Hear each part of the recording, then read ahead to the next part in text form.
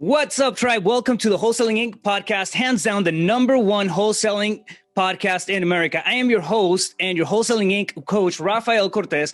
And today I'm very excited, just like every other time, because we have Mr. Max Jimenez with us. And he is the perfect example of what can happen in a very short period of time when you commit to your results, when you start taking ownership of your journey, and then you dive head on into wholesaling. Thank you so much for being with us, Max. I appreciate you, brother.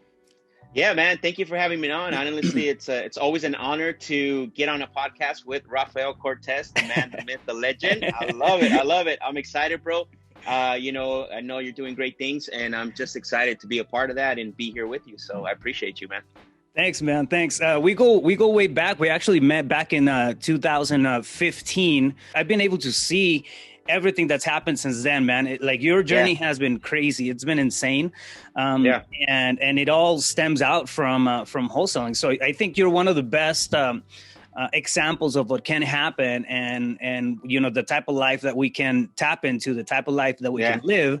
Right. We commit to it. So man, from your words, just tell us your background and how'd you get started in real estate and how it all started. Yeah. So really quick, obviously, I started back, like you said, we met in 2015. That was right around when I found out about wholesaling.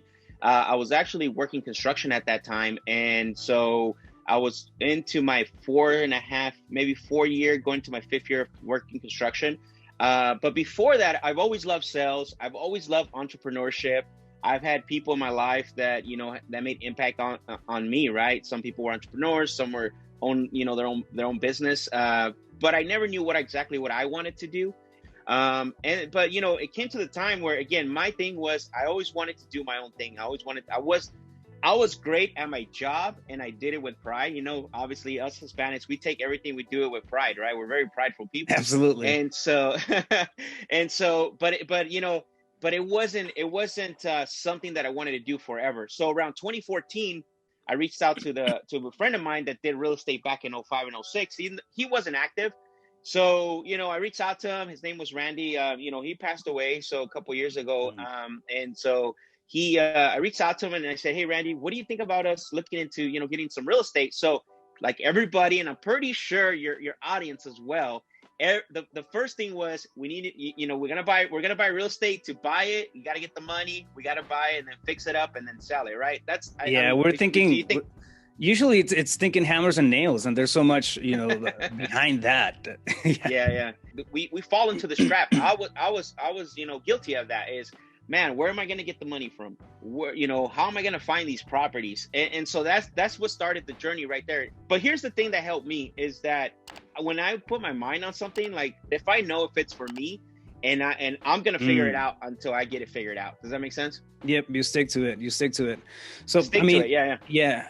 Well, stickability, right? At the end of the day, it's being committed, and it's, staying on with the results. Even when the stuff is kind of hazy and it's not clear and your path is not laid out, but you have that feeling, that sensation that, okay, this is the right thing for me to do right now. And you follow that path, things are going to light up. You're going to run into the right people. You're going to run into the right podcast. You're going to listen the right sentence in somebody's mouth, and it's going to resonate with you. And I mean, a simple comment, man, can carry you for a couple of years. It's amazing how that happens. That's definitely true, man. I didn't know, right? I didn't have all the answers. I didn't have the direction, but I knew, again, stickability. I wanted to stick with this because I knew what it could do, because I've seen it. I saw what my friend was doing back then. So I'm like, man, I gotta go. So I started putting in the work. I was working my construction job, waking up at summertime. I would wake up at 4 a.m., 3:30 sometimes. And then I come out, the good thing about that job is by that, you're out by 1 o'clock, 1:30. So I had a majority of the day, even though I was still getting up at that early, I spent that rest of the day figuring out how I'm going to do this. So here's some of the things that I did, which probably don't work today, maybe, because, obviously things shift, things are always changing. I started going on Craigslist and I started looking at properties. That was my first step, right? I started going on Craigslist and back then I didn't know who these people were. Now I know that it was actually people who were wholesaling, right? They, properties, they were putting them up for such a low price. And I would pick up the phone and I called them. That's what I would do. I would pick up the phone and call them. Hey, I saw that you have a property for sale. can you tell me a little bit more about, how do we go about purchasing them? Yeah, cash, close in 10 days. And then I'm thinking like, whoa, wait. I'm not What is prepared for going that. on here? I'm not prepared for that. So I go back to my friend and be like, Randy, I don't know what's, I'm going on Craigslist, I'm making phone calls, but these guys are telling me that we got to have the money like right now. And so I'm like, man, we're not prepared for that. So again, going back to that mindset where we all start, where we thinking we have to have the money, we have to have, the connections and all that. And I'm like, man, what should I do? Cause I kept at it. And was just running into that roadblock.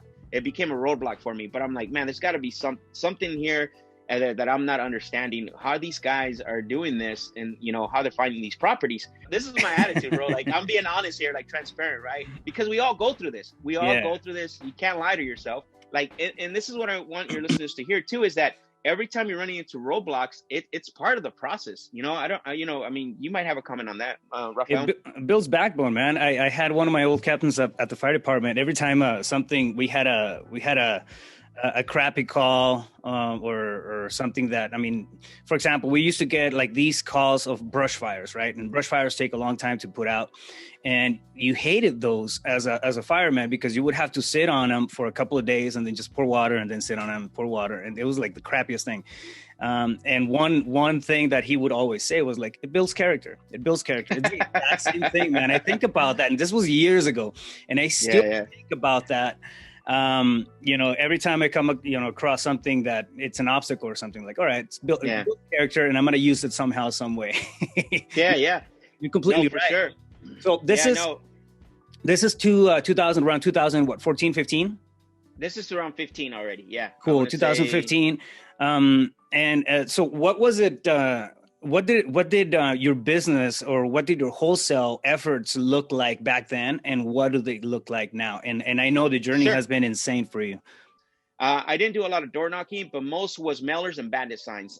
So that's kind of the marketing that I was doing back then, because back then that marketing still worked at a high level, right? You can send 100, 200 letters, and you were getting phone calls from that 100 to 200 letters. You can put out 100 bandit signs on a weekend, and you were still getting calls from those bandit signs. Obviously, that's changed a little bit now. Now it's the contact ratio for a letter is a lot lower than what it was back in 2015, because you got a lot more people in the industry. But again, I locked up 2 deals, reached out to you on a couple of them to get some ideas on comps. Dude, I didn't know what I was doing. I was still talking to sellers. I loved it because now I wasn't reaching out to those guys on Craigslist. I was dealing directly with the homeowners, and that's a different game when you're dealing directly with the homeowners. And like I said, I got calls in, and so I was still working. I was still working at my job. I was still, basically sending out mailers, going out to appointments, going out looking at properties, and so it took me, and so from I want to say around.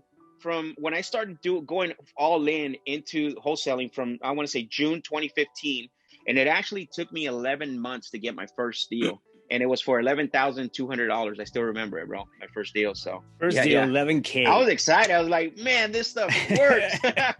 It's 11, man. It's got to be a sign. 11 months to get your $11,000 deal. Exactly.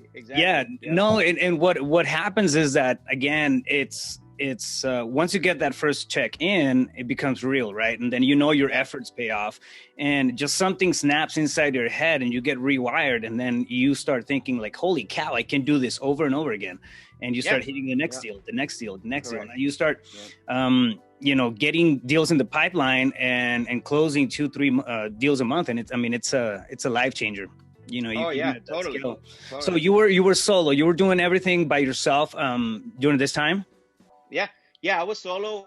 My family helped me out. I had my daughter. They bought into it. My wife, my son, they were helping me out, fill out the envelopes and put the stamps put the letters in the envelopes, put the stamps on the envelopes. And while I was at work. I had the whole crew working.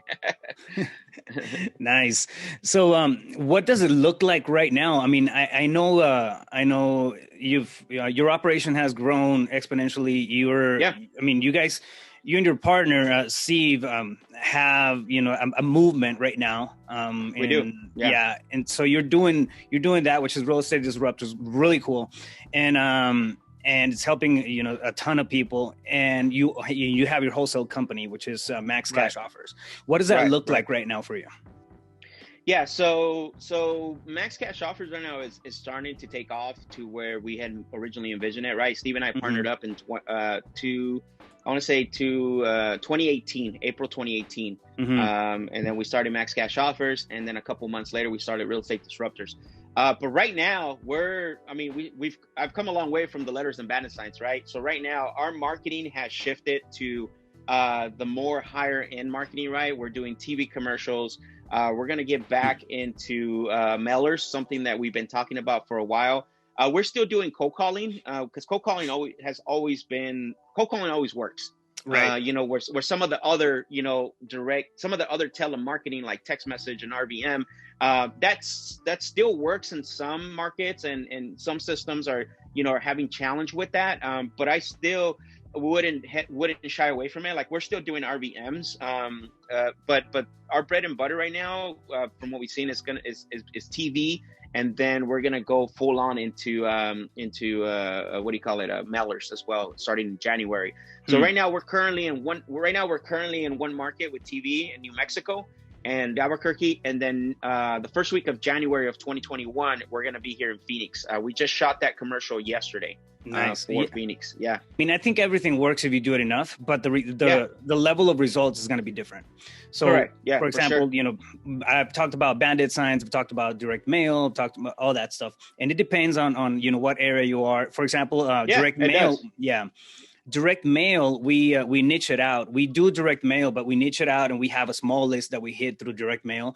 But we're also hitting that same, you know, group of people through cold calling and different avenues, right? SMS and that. Right.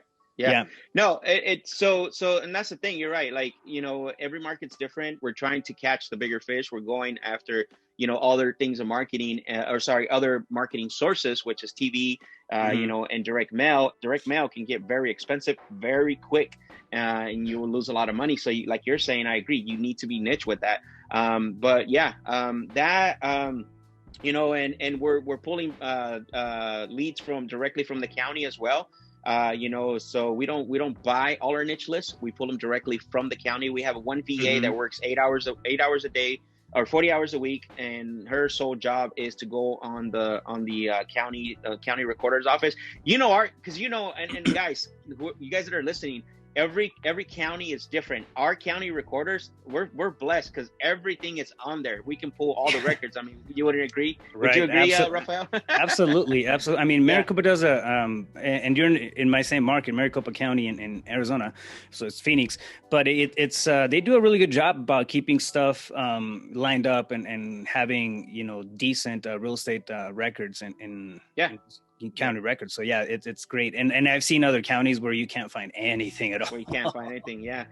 I mean, like we're having a challenge right now, right? Like Albuquerque's a non-disclosure state. So, you know, the good thing what we did is before we went live there, we actually hired a disposition manager, you know, but we make sure, obviously we put them through all the processes of hiring, our hiring processes. And then one of the requirements was for them to be licensed in order for us to have access to the local MLS there. So it's been working out great with him on board with us. Yeah. So cool. So right now, I mean, you're tapping into different marketing strategies, but we're finding sellers. Where are the majority of your sellers coming from? Well, as of this month, TV, right? But before TV, cold calling. Cold calling had been and, you know, has still been delivering. For some reason, December, obviously, like we know, it tends to slow down just a little bit. But our VAs are still pounding the phones, but for the most part, cold calling for sure. Yep. When we started, man, we were kind of all over the place. Even if you're on your own and you want to create this into a business, you need to look at where you're going, where you're struggling, and how to fix it. Yeah. Beautiful. Yeah. I mean, that in itself, it's a huge golden nugget, because if you don't have the awareness to slow down a little bit and see whether or not your actions are giving you results, you're going to be, you know, flying blind. You can scale, For sure. processes and systems, or you can scale chaos, right? One of the two. Yeah. What stands true is that you can't start this by yourself. What are your highest revenue generating activities? So for me for me personally, the highest generating activity, obviously I love going to appointments. So, Closing. I don't do those all closing. So I don't do it. I'm not doing it as much because, I got Ruben, who's my right-hand guy, right? Mm-hmm. He's stepping into that role a little bit, but for me, that's one of them because I love closing. I love, going to the appointment, but now it's more of, I'm stepping into more of a visionary role, like Mm-hmm. filling in the right team members, finding the right team members. That's one of them. Now I don't do I don't do all the hiring process. I just interview. That's it. Mm-hmm. I'm interviewing. That for me is a high income generating activity because at the end of the day, we want to make sure that we have the right team members. The second thing for me is sales training. Training our team members. Yeah. So because we got to make sure that they follow the sales process. I'm not involved in the day-to-day setting everything up, but it's just more of, hey, let's have a quick session with our, and we do this, on, twice or three times a week. The other thing too is that our VAs. So for me, it's very important that our VAs, because we have 3 VAs in the Philippines that run all of our operations. You know who they are. Mm-hmm. Obviously they're in our system. So that's another thing for me. But always those 4. But right now, so like you caught me in a transition, right? So that's the 4 that I can think of because that's where I was at. But right now, the transition is I'm gonna get out of those 4 roles completely. Mm-hmm. And for me, it's going to be more go full 100% into the visionary role, create the bigger deals, create more private money or build more private money relationships, and build the bigger relationships. Those are going to be my 3 high income generating activities for 2021.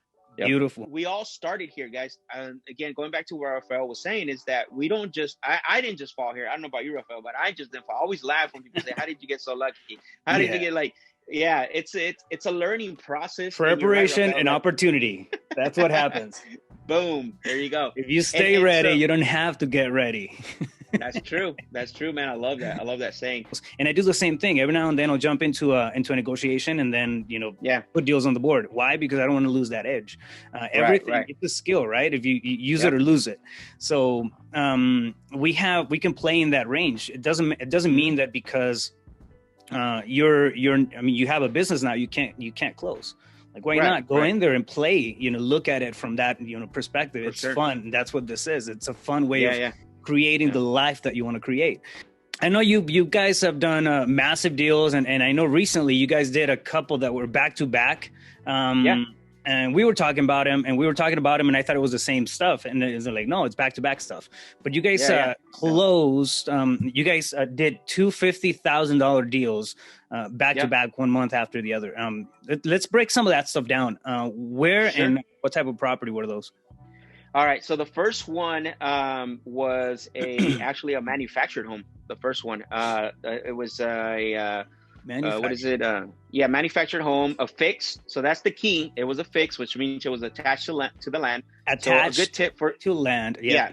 So just a good tip, and here's a golden nugget for your listeners, is that when you're looking at, don't shy away from manufactured homes. The key there is that you look at this one thing, which is when on tax record, if it doesn't say a fix, a mobile home, mobile affix, then what that means is it's okay. You can still do a deal even if it's not a fix, but now you're going to negotiate a little bit of a deeper discount because now your end buyer is going to have to affix it to the land, because it goes from, when it's a fix, it goes from real property to where when it's not a fix to just personal property. So basically you're only taking title to the land. But this one, in this case, in our example, it was an affixed manufactured home of North Phoenix. And so it was actually a 3-month follow-up with this prospect. So let me interject there. Sure. Yeah. So when it's not a fixed, you take it, you treat it as a land, and it doesn't mean that you can't do a wholesale deal with it. It means that you have to sell the mobile just as a regular vehicle transaction. So you would sell it via title. So it's, I mean, it just works a little different. But if you come across something like that, I mean, they can be big spreads, just like the one we're talking about right now. Oh yeah, for sure. Again, this was a 3-month follow-up. We followed up with this guy. So here's the story behind it. So just really quick. So he bought the property for his daughter and his son-in-law, and they were supposed to live on it. He didn't want nothing to do with it. He goes, I'm going to buy it for you guys. You guys take care of it. Then they started missing payments on the taxes. They started missing payments on the mortgage. They started missing payments on the well, because there was a well there too, because of where it was located. So they ended up leaving. They left the property. So, and the guy didn't want anything to do with it, right? The dad. So he lived 2 hours away. He lived in Payson, so which is 2 hours north from where the property was. So Ruben, our acquisition guy, he kept following up with him. Hey, how's it going? And then with COVID, he was helping. I don't know what he was doing. He was part of some type of COVID unit or something. But finally, we ended up getting him to come down. He originally wanted I think he wanted like 180. And we ended up getting it for 150. We locked it up for 150. That was our contract price. And so, and here's the thing, like, you know, we knew we were going to make at least 15K or 20K on it. From the time that we started doing from the point of contact, we already knew we had that in. When we contracted it, here's what blew our mind. We went back and started redoing the comps, you know, getting it prepared for dispo. Bro, the comps in that area shot up so much that we were like, dude, we're going to be able to sell this for 200,000. And then Ruben's like, nah, no way. I'm like, bro, put it out for 200,000. Put it out for 200,000. Yeah, put it out for 200,000. And sure enough, it didn't even take a week to sell. This was a quick close because it was vacant. We closed it like in 15 days. And so our total profit on that was like, 48.8 or something like that. You know, that was our total profit that we walked away with. Insane. Yeah. $48,000 out of a place that doesn't even, you know, it's not, it's just land. So it's technically a land deal that you had to structure. Yeah. You got a little bit creative on how you structured it, but I've seen just a lot of deals kind of go by, you know, fall off the side margins because it's a land deal. I'm not going to look at it. It's a mobile home. I'm not going to look at it. At the end of the day, if you're dealing with real property anywhere in that transaction, there's going to be a buyer out there that, you know, that's their niche. And that's where we come in. That's where the art of wholesaling really is. It's in finding, you know, that type of buyer. It's not, if you go to the average rehabber, they're not going to know how to find sellers. That's where we come in. That's where our investment is. And if you learn how to do that the right way, you can come in, hit it out of the ballpark like you did on that 50K deal, and then hit it out of the ballpark again, with another 50K deal. What did the other one look like? So the other one was an inherited property. Went through probate. So we reached. Did you get that through a probate list or inherited list? Yeah, directly from the county. Yeah, so you can actually pull this directly from the recorder's office. All the files are there because it gets recorded as a what is it called? I don't have the actual deed in mind right now. But I'll maybe we can put it in the show notes or something later. Okay. But yeah, so you pull the list and then we skip trace it and then we got in contact with this gentleman, one of the siblings, right? He was the personal representative. So personal representative is when the court decides like you're going to represent the estate of such and such, which in this case was his parents. So what that means is that he's got to take control, or he's got to, he takes control of what happens to the property, what happens to the personal property that's inside the home as well, and all the belongings and everything. So he's the personal representative of all the estate, including the real estate. So then we got a hold of him. This was another follow-up too. This one took a little while. He's in the follow-up. He's always in the follow-up. Q is in the follow-up. And I always tell everybody, like, how long should I follow up? And I said, as long as it takes. But here's the key. This is my one key to follow up is every time you follow up, are you following up to chit chat or are you following up to push the sell forward? There's two differences. If you're just calling just to chat, which is okay, right? Checking in, but you also got to make sure that it's pushing the sell forward, because if not, it's your follow up is, if you're not pushing the sell forward, sometimes you may be following up with a dead prospect as well. So, but the key is in the follow-up. Yep. Yeah, we have absolutely. I completely agree. There's got to be an objective to that phone call. Somehow, some way, you have to put it into that conversation that you're still there, you're still making the offer is still live. Correct. And then push it forward some way. We do three things whenever we do on follow-ups. So and it's something that we have just as a standard practice, which is we will always follow up until they tell us they sold the property. or they ask us specifically to not call them again. If they say, you know what, don't call me again, we'll put them on a do not call list, and that's fine. But we always, before we hang up the call, so we go through the objective of letting them know that we're still here, the offer is still on the table, and if anything changes, you know, give us a call back before, you know, our next call. And now, we always ask for permission to follow up. So right before we hang up, we tell them, can we give you a call in a couple of weeks? Is it okay if we give you a call just to touch base and see where everything's at? They're usually pretty open to that kind of stuff. And then you know that, you know, they're still in it. They're still vested. And, you know, the interest may not be, you know, skyrocketing, but they're still in there, right? And what happens is that if you do it enough, what you'll find is that changes. And then, you know, you're going to call them one day and they're going to be all into it. You know what? Take it right now. Why? Because you're first. Yeah. For sure. One of the things that, just real quick, just to finish up that, but do a comment on that is we like to do two things when we set up the follow-up, right? We like them to set it up for us. So we'll say, hey, if you were me, when can I call you back about this? And sometimes they'll say, well, call me sometime next week. Okay, so next week on Monday or Tuesday, we give them the option, right? So it feels like they're making the decision. Tuesday, okay, Tuesday afternoon or morning, because then that narrows it down and they're making the decision. And then at the end of the day, it's them who set it up, not us. That's something that we do internally. Yeah, because, you know, a lot of sellers like, nah, just call me next week, sometime next week. Oh, okay, so I will call you, and we leave it at that. And what happens, you have no idea when to call, right? And so, when we do... And it also leaves it open for them to tell you, oh, you know what, I'm busy right now.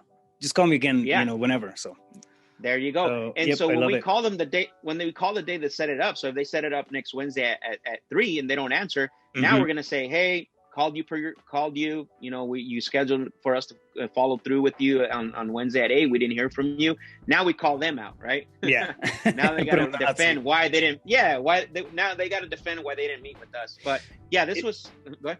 Yeah, no, it's a two-way street. It's a two-way conversation on the follow-ups, on the, you know, the cold calls even. It's always going to be a two-way street. I think that the idea is that, or the perspective is that whenever you're making a phone call, you're kind of, you know, you're coming in, you know, with a pen in your hand and just asking for a favor, right? But it's really not. We're there to solve a problem, and it's gonna be a two-way street. We have something to offer, and they have something to offer, and if it works, you know, we can make that happen for both parties. Yeah, it's a good mindset to get into. By the way, it's a really good mindset to get into. Absolutely, yeah. I mean, we're there to present a solution and make money while we're doing it, because it's a problem-solving solution, and then they're going to have issues. For example, that $50K deal for you was just people who left the property unattended. They didn't want to deal with it. And then there was an issue that needed to be solved. Now, the other $50K deal, real quick before we move on to the other thing that I want to ask you. Sure. Yeah. So that one, like I said, it took, you know, we followed up a couple months. He finally decided. It was a little bit of a battle between them and the siblings, right? Trying to figure out what they were going to do. What was crazy about this deal is the guy actually knew he wasn't like a full-time, full-blown investor, but he understood like real estate. I mean, this guy was, and you know what? I love talking to those people because I don't have to spend a lot of time educating, right? Yeah, that's one of the things, right? It's straight to the point. Does it make sense or not?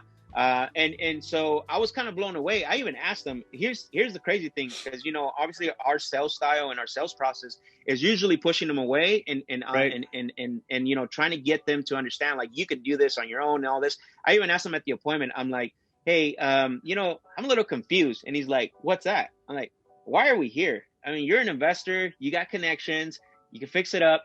I already knew that the reason why he didn't want to do it was because he didn't want to deal with like the siblings. It was more sentimental property, but I wanted him to tell me that. I wanted him to express that. And so basically he's like, honestly, he goes, I don't want to deal with this property. It was my parents and my sister and I, we've been going back and forth. I can fix it up. He goes, I can, you know, do I have connections to be able, but honestly, I just want to sell it, give my sister and my brother their money and get it over with. So there was pain there, right? There was pain because there was a battle. So I told him, okay, I said, that makes a lot of sense. And so, you know, that moved the sale on, right? Because that was my big thing. Like, I'm talking to somebody who can actually do what we're trying to do. Right. But he just didn't want to deal with it as far as, because the other siblings and stuff. And so we ended up getting that one under contract for $310. And we we pushed that property all the way up to 400 when we sold it, when we were displaying it. And so the reason we did that is because the ARV on it, once it was fixed up, was going to be like 550, right? It was really high ARV. So and here's the key. We push our properties always a little bit more than what we think we can get for it, because you got to get into the mindset. If you're always pushing your properties to make a 10K spread, guess what? You're always going to make a 10K spread. You got to get into the mindset like, okay, you got to push the limit. You got to start pushing the limit. Now you got to be careful. It's got to make sense within your quadrant of disposition, right? Yeah. But you got to shift that mindset because so we did that, right? So most of our properties, we're pushing them, 10, maybe 15K, depends on the deal, more than what we think we can get, because because what happens with our buyers is they'll come back and they'll say, I can't be at that price, but here's where I can be at. That's 5K lower than the 15K, but 10K higher than what we actually want. Than your number, yeah. No, and I mean, at the end of the day, we are sitting down in a field full of negotiators. So you can count on your dispo. I mean, you're gonna leave money on the table if you don't wrap your head around that. No, you don't. Selling a property to one of your end buyers. For sure. So we got a couple offers, lowball offers, like 330, 340. We're like, those don't even get looked at. And then an offer came in at 360. And so we were like, our target was to hit 50K. We probably, again, going back to that mindset, we probably should have set the threshold maybe at 60 or 70. We would have got it, I think. Actually, here's the funny story is, when you get to a position, obviously you can't do this all the time when you're starting out, but I was hoping the buyer would cancel. Take it down and flip it, keep it.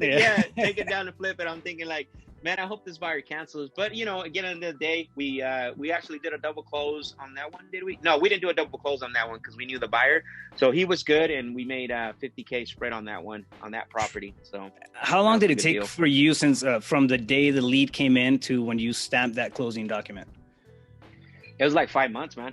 5 months, 50K. Yeah, 5 months. Yeah. I mean, and it's follow-ups and stuff in there, and so I mean, people make 50K in a year, and you did that, right? Just through the process that you guys already have in place. No, I love it, man. Yeah. So the first one started a month, I think a month or two before, and then the second one came back in. So you got to think that was two deals within that 5 month period. Yeah, no, that's just one out of all the deals that you guys are closing. So correct, I mean, it becomes sustainable. It becomes something that can just really change, the way that we live. So what are putting back and looking back at your business, what are some of the biggest things that have helped you through the process, from day one to where you are right now? Some of the key things. Give me three. So this is something that I've come to learn, right? The biggest investment is investing in yourself. You need to invest in yourself. So whether that's self-development, coaching, honestly, you can only get so far by yourself. What's the one thing? If you want to go fast, you go by yourself. If you want to go far, you go with someone else.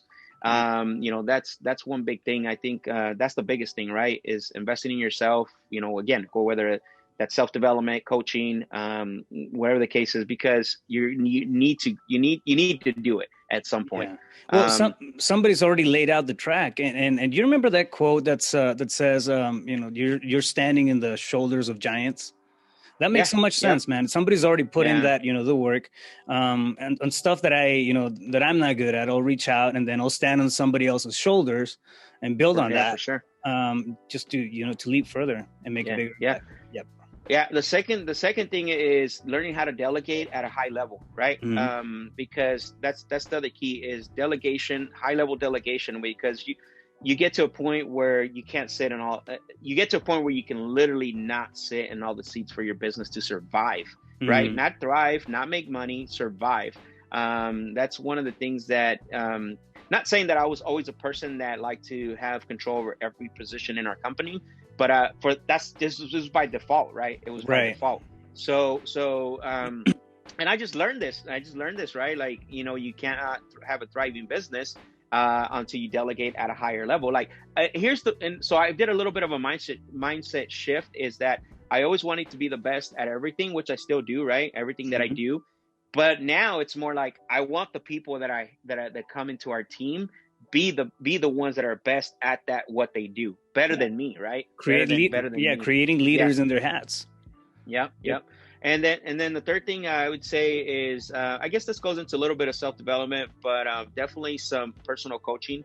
I've been talking to, especially for me, right, to be more intentional with everything, because I know that even though I still have a successful business, successful family life, all this, but sometimes we lose that intentionality, right? Being intentional with things. And us as entrepreneurs, we have a lot going on, with, everything intertwines, life, work.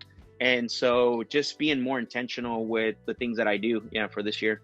Yeah, I have a mindset coach that I talk to on a regular basis, and I mean the technical stuff. For example, I mean building everything that I've been able to put together on my end. For example, the operating system and the business and the broker, all that stuff. I don't think I would have gotten 50-60% of it done if I wasn't working on my mindset on a regular basis. Yeah, and I have a coach that I go to for that, and it's just one of the cornerstones of my growth. So yeah, and that's what I'm doing this month as well. Okay, got you. That's what I'm doing starting this month as well. Yep. Nice, man. I love it. So thanks for sharing, man, your journey with us. It's been an amazing last 5 years for you, and you've leaped through results, bro. And I love the fact that you're having ripple effects through real estate disruptors, through your business, and you're creating solutions out there and really inspiring people to move forward, through action, right? So give me a book that you would recommend for the audience. Let's see. So I would say, depending on where you're at, right? Because I'm a big believer in learning. So there's a saying that says learning just because, I think it is, and then learning for that right moment, right? Right. So it just depends on what because we can learn things just because we want to learn them, but then there's the timing, like learn it for that time that you're in. So for me, the time that I am right now is in leadership. So one of the books that I'm reading right now is by Jocko Willink. It's called Discipline Equals Freedom. Discipline equals freedom. It's a great book because at the end of the day, you can only be so motivated to do stuff until it becomes a discipline or a habit. Then it's going to equal an outcome, and it's going to equal out to be freedom, what you're looking for. Yeah. Yep. I love it, man. Yeah. It's those moments where embracing the suck is gonna take you through the hard stuff. When you don't feel like doing things, but you have that discipline built in. The joyful moments are going to come back. I mean, it's just emotions, right? We're human beings. We have emotions that go up and down. Here's the thing he says in the book. So he goes, you start at 80. So you start at the 80-20, right? So you're 80% motivated to do the 20% of the things, right, that need to be done. And so like you start to lose that, then it becomes 60-40. It becomes 50, 50, and then becomes 40-60, and then now it's 20-80. Your motivation's at 20. So you got to do 80% of the things. Yeah.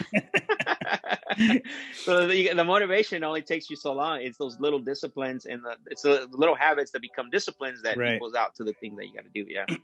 Yep. No, man, I love it. Thank you so much for spending the time with us. I appreciate you, bro. No problem. Thank you, Rafael. Keep crushing and keep doing great things. Thank you. Yeah. All right. Cool. All right. Good deal, tribe. So thanks for listening. There has literally been no better time than now to take advantage of the best opportunity out there, which is wholesaling. So if you're ready to cut the learning curve, go to wholesalinginc.com and set up an appointment. And if it works out for both parties, you may be invited to be part of the tribe. If you are part of the tribe, I am looking forward to working with you on a one-to-one basis. So until then, stay focused. You got this.